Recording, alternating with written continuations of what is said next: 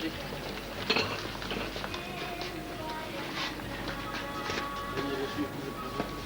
hani kızamın kaynatırken balları vermez mi? Ay şırak çırpın. Kese girsin şık duruyor yoksa. Adilemiz sağlığında sana.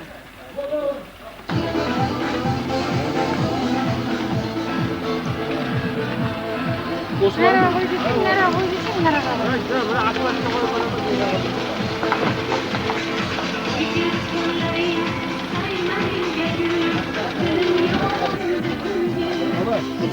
Hocama kiratsın mı? O bir de yakın işe öğrencisi var. Nasıl olmalı?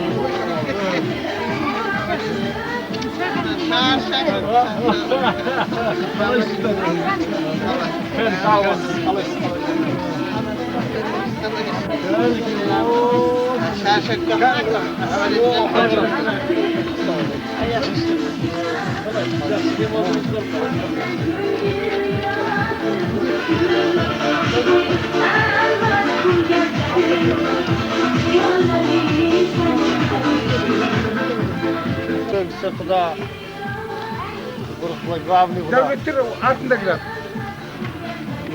Bir o kadar çaka kadar bir dolaştı.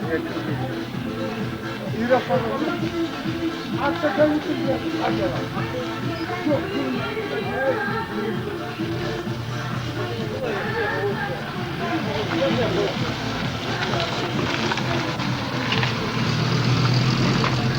Azar azar, kader seni yazar, öyle gelir.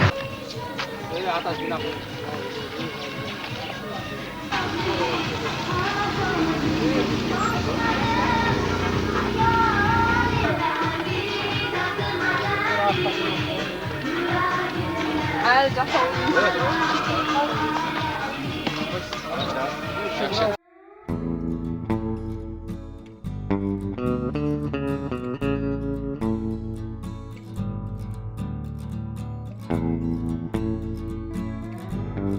Thank you.